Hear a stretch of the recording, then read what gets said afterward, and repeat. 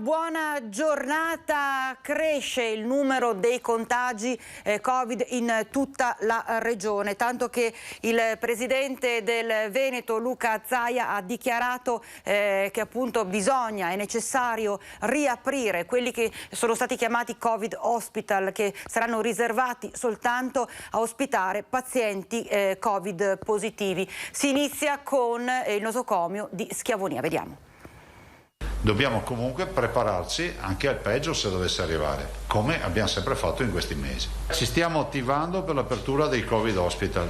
La Regione torna a blindare gli ospedali e riconvertire alcuni nosocomi in Covid Hospital. Per Schiavonia, annuncia Zaia, è questione di ore. Il 9 dicembre sarà invece la volta del San Camillo di Treviso, stesso destino per Sant'Orso, Jesolo e Villafranca. Cioè non è che ci sono alternative, abbiamo già capito che questi sono pazienti molto complicati, con una patologia che ha bisogno di cure intensive e di alta qualità. Non è che possiamo pensare di metterli nell'ex ospedale di Monselice chiuso. Alternative, dice Zaia, non ce ne sono, lo dicono i dati. In Veneto i positivi salgono a più di 40.000, la pressione ospedaliera di conseguenza cresce, più 72, i pazienti in area non critica, più 10, quelli in terapia intensiva. Il Veneto resta bianco, ma secondo i calcoli del governatore Zaia, se i numeri rimarranno questi, passerà in giallo dal 20 nella settimana di Natale. Su questi numeri la popolazione non vaccinata pesa 6 volte tanto quella vaccinata. 6 volte maggiore è l'impatto dei non vaccinati nei ricoveri. Riaprono i Covid Hospital, dunque contemporaneamente è annunciata anche la contrazione di alcuni servizi come la chirurgia del weekend. Padova in fase 3 con Treviso a stretto giro, con incidenza di 400 positivi su 100.000 abitanti, Asolo 600 positivi su 100.000 abitanti. Significa che il primo servizio a saltare sarà quello del pronto soccorso. Il pronto soccorso ma diventa un punto di primo intervento e le emergenze vengono dirottate in altri ospedali, in azienda ospedaliera o in altri ospedali. Appena scatta, questa è la cosa principale. Guardate che per noi sono scelte dolorose queste. Pur braccato dalla vaccinazione, ammette Zaia, questo virus ci sta mettendo ancora sotto pressione. Confermato il trend che vede più che triplicate le prime dosi, restano ancora 630.000 persone che devono vaccinarsi. Ci sono ancora il 10% di 60-69 anni che ancora non si sono vaccinati e che poi purtroppo ritroviamo in corsia o in terapia intensiva, perché se andate a vedere l'età dei non vaccinati vedete cosa accade. Sui disagi del debutto del Green Pass necessario sui mezzi pubblici, Zaia parla di cortocircuito. Io penso che dobbiamo partire a ritroso, cioè il diritto allo studio, garantire il percorso da casa alla scuola e fare in modo di risolvere questo problema. Sul fronte delle cure il Veneto corre con la terapia monoclonale, la metà di quegli usati è proprio qui, annuncia Zaia, che apre uno spiraglio anche sulla pillola anti-Covid. Intanto nelle ultime 24 ore si è registrato un vero e proprio boom di nuovi casi positivi. Pensate che si parla del numero più alto dall'inizio della quarta ondata, 3.516 nuovi casi positivi nelle ultime 24 ore, 6 le persone che hanno perso la vita nell'ultima giornata. C'è un dato tutto sommato positivo che riguarda invece i ricoveri in ospedale, perché 31 le persone che sono uscite dall'area non critica, mentre sono 3 le persone, i pazienti usciti dalla terapia intensiva. Per quanto riguarda il numero dei vaccini, le persone vaccinate, oltre 3.000, nello specifico 3.284 le persone che sono presentate ai vari hub sanitari per la prima dose di vaccino. È tornato quindi al ritmo anche proprio dell'attività vaccinale, il ritmo dell'attività vaccinale in tutta quanta la regione. 46.650 le inoculazioni fatte nelle ultime 24 ore, di queste 41.785 sono terze dosi e per quanto riguarda il completamento del ciclo vaccinale, quindi tutte e 3 le dosi, siamo a quota 778.722, quindi si parla di una cosa che si aggira attorno al 16% della popolazione veneta. E intanto si è presentato il secondo caso in Veneto di persona affetta da variante Omicron. Siamo a Padova e tra l'altro è una donna e tra l'altro era pure vaccinata, ma vediamo. A 77 anni è padovana la donna contagiata a cui è stato identificato il secondo caso di variante Omicron in Veneto dopo quello vicentino. Seguita con terapia monoclonale, sta bene, era vaccinata. I risultati sul sequenziamento del virus contratto invece dalla famiglia dell'imprenditore vicentino contagiato in Africa e rientrato con Omicron sono inaspettati. Sono risultati positivi, abbiamo sequenziato il virus e si tratta di una variante Delta. Moglie e figlio sono stati probabilmente contagiati prima in Veneto, dove la variante Delta è nel 100% dei virus isolati e sequenziati. Il caso della 77enne permetterà però all'Istituto Zooprofilattico di studiare la variante Omicron. Ovviamente stiamo cercando di isolarla, nel senso di farla crescere e moltiplicare il virus, e questo ci permetterà di saggiarla contro diversi sieri di persone vaccinate, guarite, insomma nelle varie casistiche. Omicron diventa così un'opportunità. Il virus sarà isolato e fatto crescere, da qui lo studio diventerà disegno sperimentale, capace di prevedere le future casistiche quando Omicron si diffonderà anche in Veneto. E quello che noi ci aspettiamo è comunque una gradualità, una diversità di efficacia, assolutamente non ci aspettiamo che non ci sia copertura. E a proposito di copertura, è l'immunologa Antonella Viola che raccomanda l'esecuzione della terza dose di vaccino, soprattutto proprio in vista anche di questo periodo di festività natalizie. Dice l'unico modo per poter uscire dalla pandemia.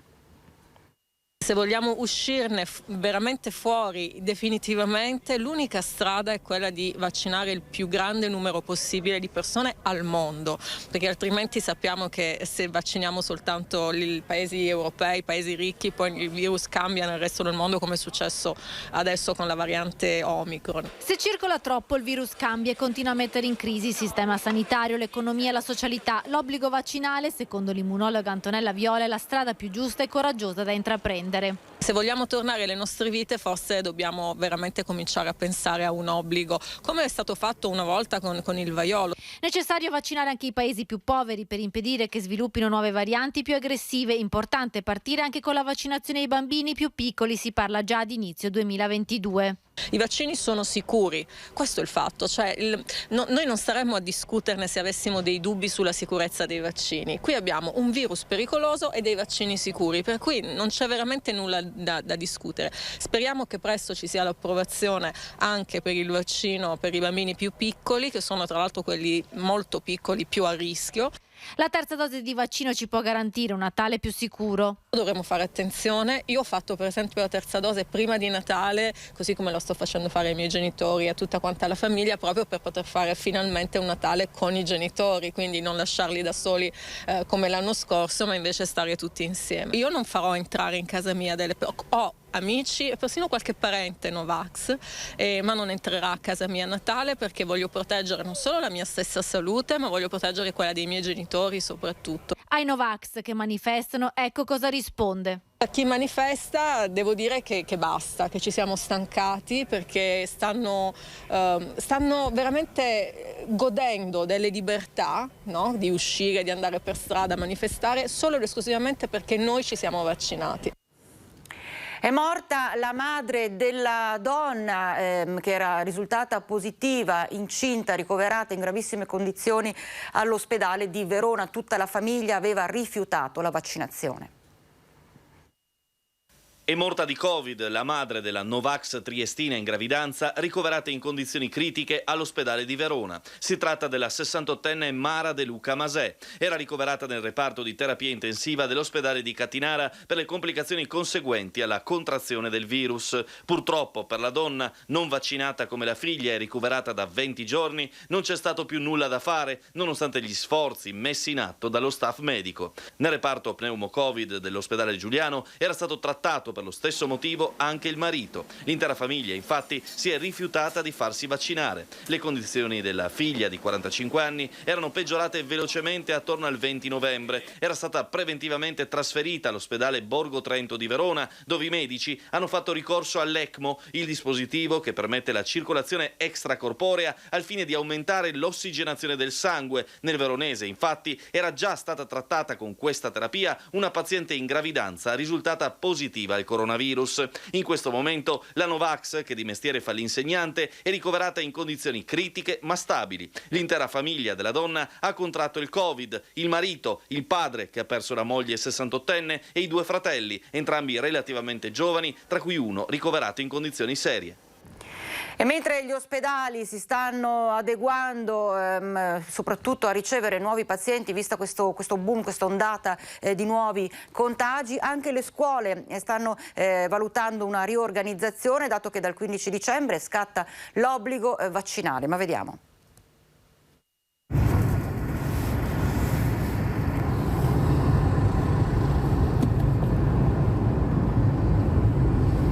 Ieri sera ho fatto 3 ore di coda e oggi è quasi un'ora. Sempre qui? Sì, sempre qua. Ormai andiamo avanti così da 2 anni. Sembra che non sia cambiato niente, che sia rimasto uguale, non lo so. Dipende anche dalla responsabilità degli individui. Anche ieri sono venuto.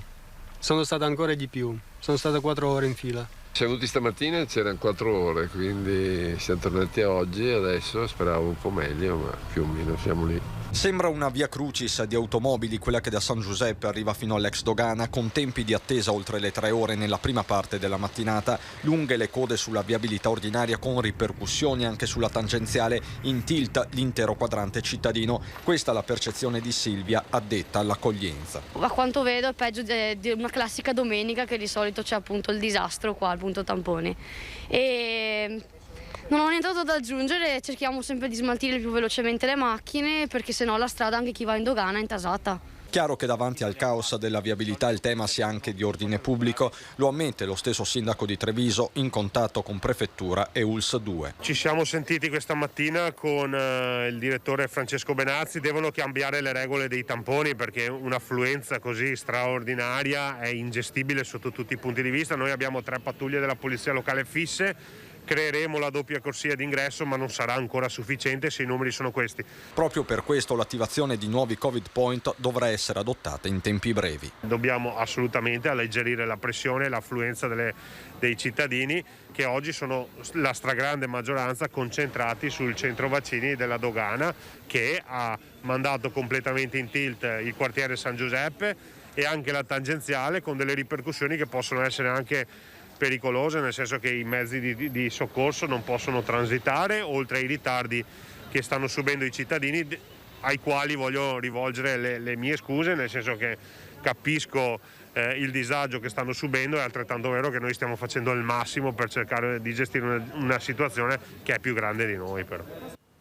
Ecco, questo è il servizio dedicato proprio alle criticità che si stanno vivendo un po' in tutta la regione, ai vari punti tampone degli ospedali, insomma, dislocati nei vari centri che sono stati dislocati nelle province della regione, nelle città principali della regione. Poi andremo a vedere anche le varie situazioni, stessa cosa a Bassano, andiamo a vedere com'è anche nel Padovano, ma adesso torniamo a parlare, prima avevo annunciato appunto il discorso delle scuole che si stanno riorganizzando in vista delle novità che partiranno dal 15 dicembre, ovvero obbligo vaccinale per i docenti. Dal 15 dicembre entrerà in vigore l'obbligo vaccinale per i docenti, quindi potranno verificarsi delle situazioni di disagio. Scatta il conto alla rovescia per gli insegnanti della scuola bellunese. Dal 15 dicembre per insegnare non basterà più il Green Pass conseguito con tampone. Tutto il personale scolastico sarà tenuto ad adeguarsi all'obbligo vaccinale, sia in relazione alla prima dose per chi fino a questo momento si fosse rifiutato di vaccinarsi, sia in relazione al richiamo, quindi alla terza dose, che diventa necessaria alla scadenza dei 9 mesi dall'ultima somministrazione.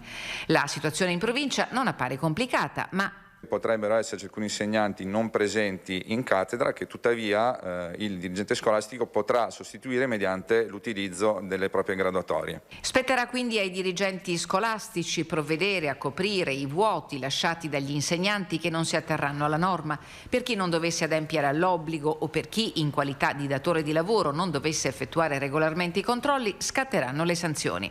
I numeri, per ragioni di privacy, non sono noti, ma dall'avvio dell'anno scolastico i dirigenti dirigenti delle scuole bellunesi hanno dovuto far fronte a una serie di difficoltà per garantire la didattica. Ci sono stati problemi, ma sono stati comunque limitati e sono stati prontamente risolti. Noi ci separiamo per qualche minuto, ci troviamo subito dopo la pausa.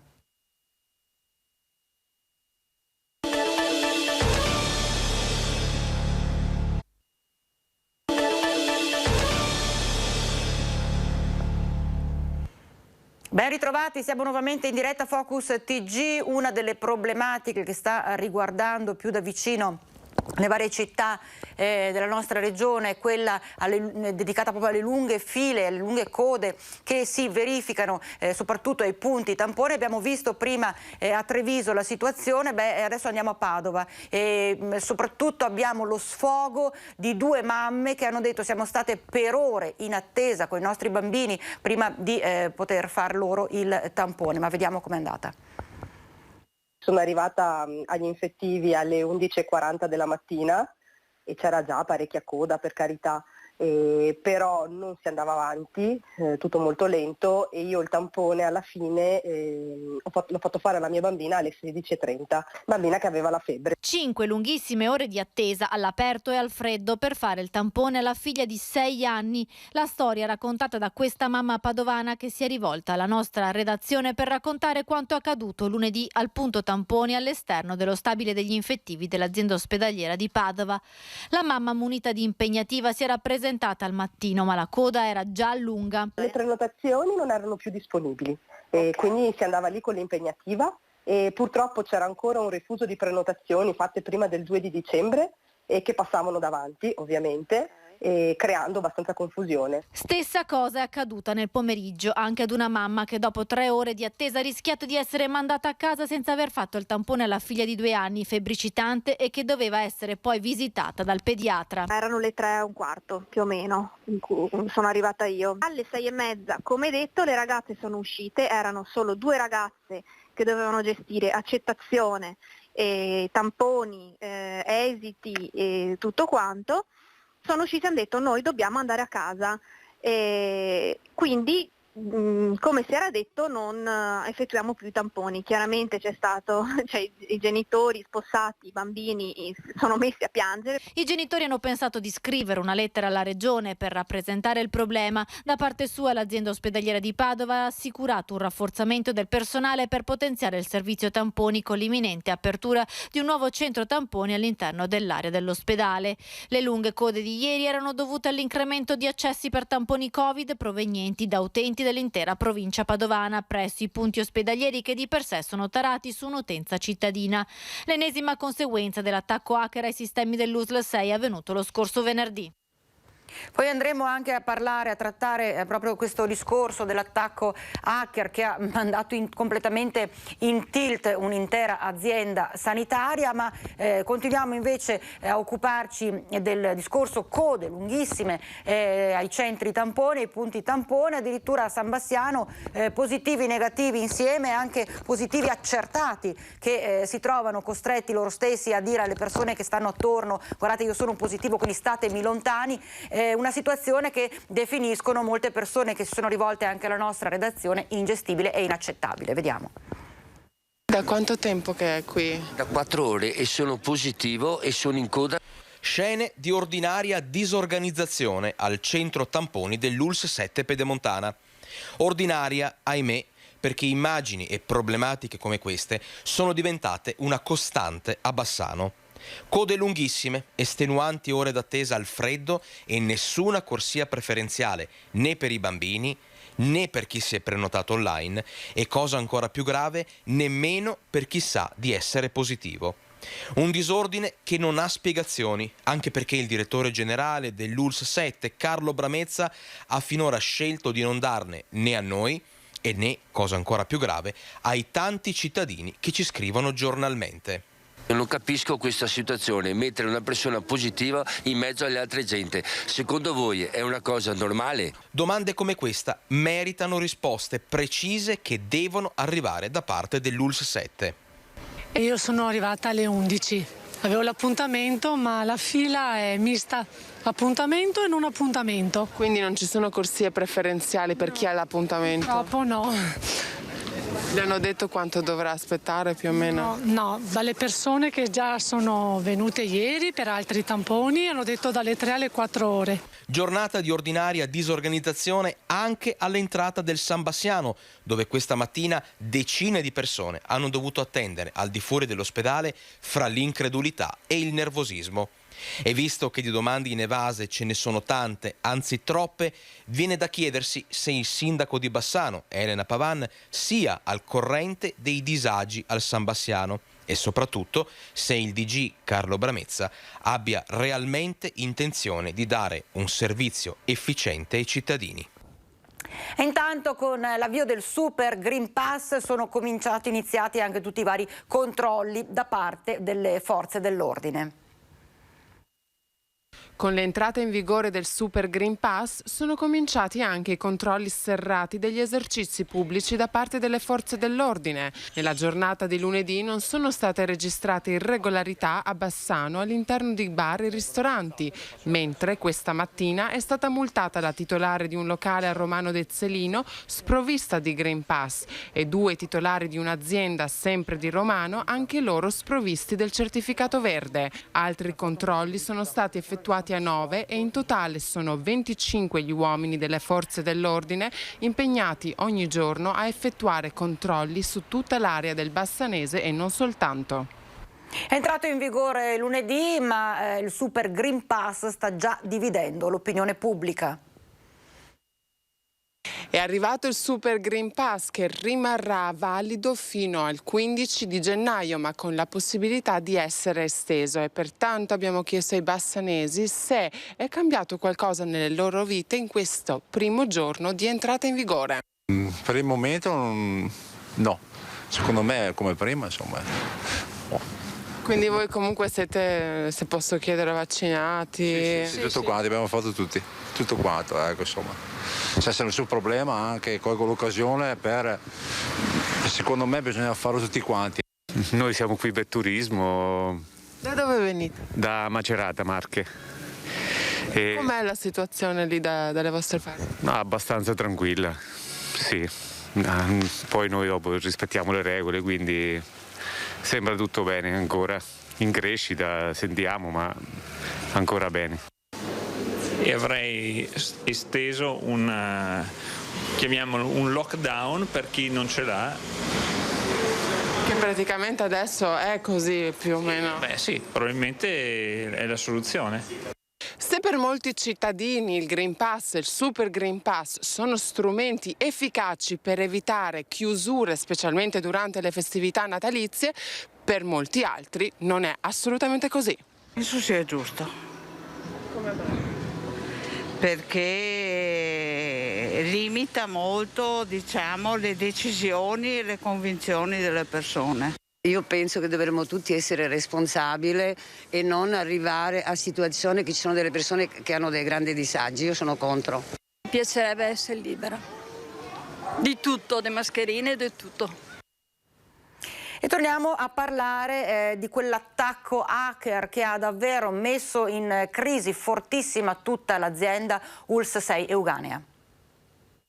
Appello dai medici e pazienti, solo richieste urgenti, ancora blocco per le ricette dematerializzate, comunicazione ufficiale a tutti i sindaci della provincia affinché spieghino ai cittadini la grave difficoltà che sta vivendo l'ULSS 6 Euganea in questo momento.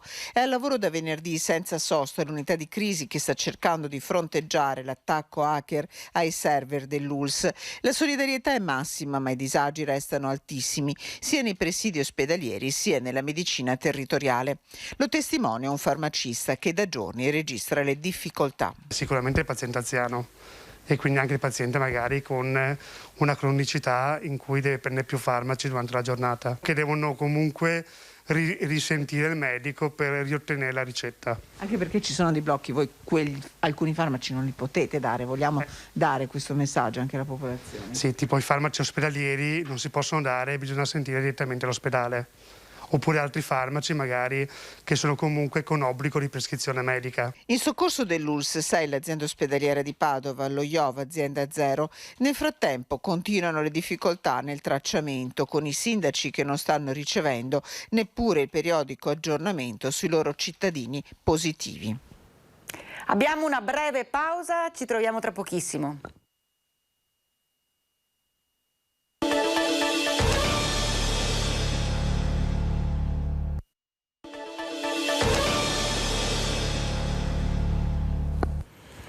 E rieccoci in diretta, andiamo a Cittadella dove il sindaco ha appunto optato per l'obbligo di indossare le mascherine in centro storico. Vediamo.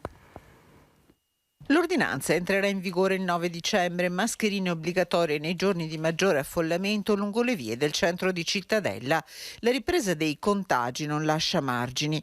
Il dialogo quotidiano con medici e operatori dell'ospedale fanno aumentare le preoccupazioni, spiega il sindaco Luca Pierobon. In particolare l'obbligo è vigente il lunedì mattina, giorno di mercato, il giovedì mattina quando ci sarà il mercato del contadino, quello a chilometro zero, e la domenica pomeriggio quando ci sarà il centro chiuso per le festività natalizie. Ho dovuto firmare l'ordinanza a causa del forte incremento dei contagi nel nostro territorio. Il lunedì e il martedì, giorni di mercato, l'ordinanza scatta alle 8 e terminerà alle 13. Nelle domeniche dopo il 9 dicembre l'obbligo della mascherina sarà valido nell'isola pedonale all'interno delle mura cittadine. In caso di affollamento l'ordinanza stabilisce l'obbligo del distanziamento di almeno 1 metro se non si è componenti dello stesso nucleo familiare. Per la pista di pattinaggio di Piazza Pierobon al gestore è chiesto di rispettare la capienza del 75%. Sapete benissimo che è entrato in vigore anche l'obbligo di presentare il Green Pass quando si sale sui mezzi pubblici. C'è il presidente degli albergatori veneziani Bonaccini che ha lanciato un'idea proprio per togliere un po' di lavoro soprattutto alle forze dell'ordine, ovvero utilizzare la tecnologia della carta Venezia come metodo di controllo del Green Pass nel momento in cui si sale sui mezzi pubblici. Vediamo. Che a Venezia esiste la famosa carta Venezia, che è una specie di pass, nulla ti impedisce evidentemente di abbinare il Q code direttamente a questa carta, per cui per l'apertura dei gate all'imbarco o tu ce l'hai o tu non ce l'hai. L'IMOB come il Green Pass. Per Vittorio Bonaccini un metodo semplice e immediato per verificare il possesso del certificato verde sui mezzi pubblici del Comune di Venezia. Il presidente dell'Associazione Veneziana Albergatori non è entusiasta all'idea di un Natale con le forze dell'ordine ai pontili dei vaporetti e alle fermate degli autobus.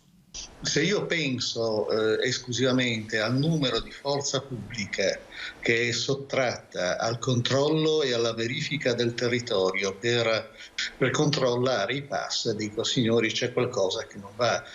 Il coronavirus ha colpito duramente l'economia di una città che oramai si basa quasi esclusivamente sul turismo, ma forse ancora più del disastro provocato dalla pandemia, il comparto soffre quelle che Bonaccini definisce le disfunzionalità del sistema amministrativo veneziano. Invece di aiutare coloro che sono stati letteralmente massacrati e continuano ancora ad essere massacrati da questa pandemia, si astraggono completamente, rifiutando però di entrare in contatto con la realtà economica. La realtà economica è una città nella quale noi continuiamo a pagare la Tari come se nulla fosse successo, indipendentemente dal numero di clienti che abbiamo. Ed ora la cronaca con una brutta storia che ha come protagonista, a suo malgrado, una commessa di un negozio che è stata avvicinata da un uomo che l'ha ipnotizzata e ha abusato di lei. È stato arrestato il 45enne. L'ha ipnotizzata e forse stordita con delle droghe, poi ha abusato di lei. Un cittadino pakistano di 45 anni è stato fermato dai carabinieri con l'accusa di violenza sessuale. Il fatto è avvenuto il 30 novembre. La vittima è una commessa di 30 anni. Lo straniero sarebbe entrato nel negozio dove lavora in un comune della Bassa Padovana presentandosi come rappresentante di sciarpe. Appoggiata la borsa sul bancone, l'uomo avrebbe estratto una sciarpa, ne avrebbe tolto un filo e gli avrebbe dato fuoco, intorpidendo torpidendo la commessa. Poi, con l'aiuto dello sguardo, l'avrebbe soggiogata abusando di lei fino all'arrivo di una cliente. Capito quanto le era accaduto molte ore dopo, la giovane donna ha visionato le immagini di videosorveglianza del negozio e poi si è rivolta ai carabinieri che hanno rintracciato e fermato il pakistano. Nella zona, secondo i carabinieri della compagnia di Abano Terme, sarebbero accaduti altri 2 episodi. Le vittime purtroppo potrebbero essere però più numerose. I carabinieri le invitano a non temere e a rivolgersi a loro per la denuncia. Il prossimo 16 dicembre è stato proclamato uno sciopero, siamo nel veneziano, per tutte le vicende che sono legate alla chiusura dello speed line di Santa Maria di Sala. Ma vediamo. Gli oltre 600 lavoratori della Speed Line di Santa Maria di Sala hanno deciso di incrociare le braccia fino a stamattina alle 6, uno sciopero che porterà ad altre manifestazioni anche a livello nazionale, da quando la società della multinazionale svizzera Ronald, attraverso i legali dello studio Alix Partners e quelli di Bonelli Erede, hanno confermato che l'azienda veneziana chiuderà i battenti a fine 2022. Il 16 di questo mese, il 16 dicembre, abbiamo proclamato sciopero generale anche per contestare al governo le mancate scelte in merito alle delocalizzazioni selvagge che le multinazionali stanno facendo. I sindacati hanno chiesto la convocazione di un tavolo al Ministero dello Sviluppo Economico per discutere di un nuovo piano industriale o di qualsiasi prospettiva implichi il mantenimento di tutti i posti di lavoro nel sito veneziano, perché di chiusura non si deve parlare. Anche i sindaci della città metropolitana si sono messi a disposizione per sostenere tutte le iniziative possibili per evitare la chiusura. Adesso i lavoratori incontreranno il tavolo regionale, che è quello che è il tavolo delle crisi aziendali, dopodiché la cosa deve essere assolutamente non posta tanto all'attenzione di Parlamento e Senato, ma sicuramente il tavolo governativo. Adesso cambiamo completamente argomento, andiamo a Vicenza e parliamo delle tariffe delle mense scolastiche che riguardano scuole dell'infanzia e primarie. Per il terzo anno consecutivo restano invariate le tariffe previste per i servizi di scuola, bus e mensa nelle scuole dell'infanzia e primarie statali e comunali. Siamo vicino alle famiglie, non aumentiamo assolutamente il costo del pasto mensa, anche se devo dire che il Covid ha aggravato molto la situazione, i costi sono lievitati, ma di questo si è fatto carico completamente questa amministrazione. L'anno scorso, per rispondere alle misure legate alla pandemia, di riorganizzazione dei pasti, delle esigenze espresse dai dirigenti, l'amministrazione aveva utilizzato 600.000 euro provenienti dal fondo per l'emergenza Covid. Per il 2021-2022 l'obiettivo è stato quello di riaprire in quasi tutte le scuole le mense, mantenendo solo la turnazione dei pasti e coprendo i costi derivanti dalla necessità di avere più personale e maggiori spese di sanificazione, con 300.000 euro provenienti dal bilancio comunale. Uno sforzo, spiega l'assessore Tolio, di cui l'amministrazione si fa carico senza gravare nemmeno con un centesimo in più sulle famiglie. Ci siamo assolutamente impegnati a non gravare minimamente sulle famiglie, le sosteniamo in tutti i modi e credo che non aumentare il servizio mensa sia una delle prime misure. Ricordo anche che abbiamo sostenuto anche gli asili nidi, per la terza volta andiamo a scontarli del 20%. Ricordo anche che è ancora possibile fare richiesta con agevolazione ISEE per i costi delle mense, che nonostante ci sia un termine noi riceviamo ancora, perché è doveroso essere completamente a posto con quello che è il pagamento delle mense. A fronte di questo, l'amministrazione chiede al contempo un impegno e un'attenzione reciproci, quello da parte dei genitori nell'adempiere al pagamento delle tariffe. Sono infatti in aumento in alcuni giorni dei fruitori del servizio mensa con un credito negativo, cioè senza aver pagato senza validi motivi. Per questo l'amministrazione ha deciso di incrementare i controlli a sorpresa antifurbetti nelle scuole, in virtù del fatto che per chi ha difficoltà economiche c'è la possibilità di accedere a tariffe agevolate. Tariffe già godute da 1.847 famiglie a fronte dei 6.062 bambini iscritti alle mense delle scuole di infanzia e primarie statali e comunali. È una questione di correttezza, una questione di equità per chi fa i salti mortali per pagare. Anche in passato non abbiamo tollerato la presenza di furbetti e devo dire che non lo faremo neanche adesso, ma invitiamo tutti a venire nel nostro assessorato qualora ci fosse qualche difficoltà ad esternarla, che la soluzione c'è, può essere tramite agevolazioni ISEE o addirittura dove le problematiche fossero strettamente legate al Covid c'è la possibilità anche di un sostegno completo. Adesso parliamo di un investimento in solidarietà, è quello che ha fatto la Confartigianato della Marca Trevigiana, che ha acquistato e donato 6 mezzi che sono destinati a trasportare persone con disabilità. Dacci oggi il nostro pane quotidiano e rimetti a noi i nostri debiti.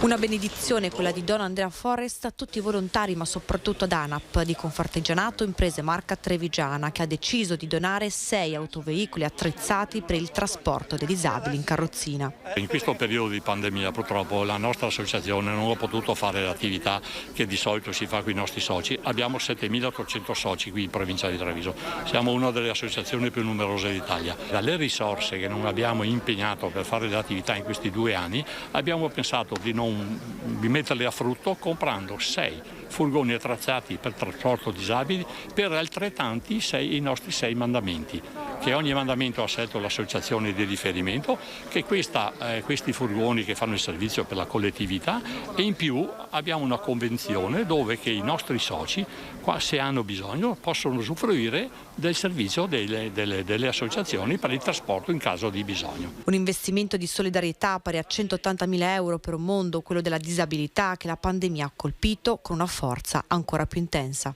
Questo grande atto di responsabilità e di solidarietà porta a dare a delle persone, diciamo, disabili o fragili, perché per l'età o per eventi che sono successi nella loro vita, danno la possibilità di essere comunque trasportati e di avere la possibilità di muoversi in maniera, diciamo, quasi autonoma.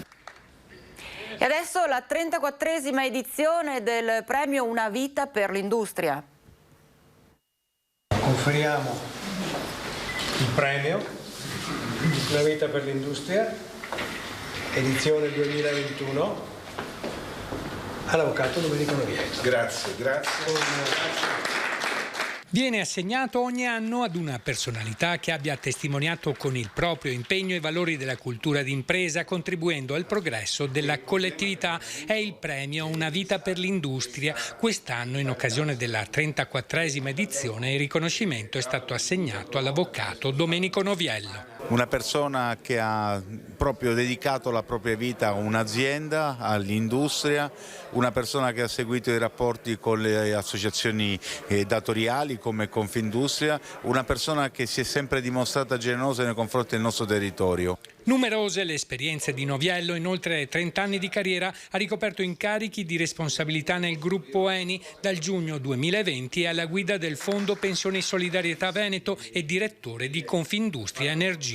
Quali sono le caratteristiche che fanno grande un manager? Insieme alla preparazione e alla competenza, che sono di rilievo, la capacità di delegare ad altri, ai propri collaboratori, il lavoro che possono fare e insieme rafforzare e raggiungere gli obiettivi. Come presidente di Eni Foundation, Domenico Noviello ha girato in numerosi paesi africani e asiatici per garantire cure sanitarie alle popolazioni e ai bambini che vivono nelle aree rurali. Questo è un principio che nasce dal pensiero di Mattei, di aiutare questi paesi a crescere, aiutarli diciamo, culturalmente ad avanzare, quindi non solo limitarsi alla nostra presenza di tipo commerciale, ma lasciare qualcosa lì che rimanga e possono utilizzare. Prima di salutarvi ricordo gli appuntamenti con l'informazione questa sera, 18:50 TG Bassano, 19:15 TG Vicenza, poi alle 21:15 grandi film, avremo la pellicola Quei bravi ragazzi con Robert De Niro, Ray Liotta e Joe Pesci. Questo per noi è davvero tutto, grazie per averci seguito, una buona giornata, arrivederci.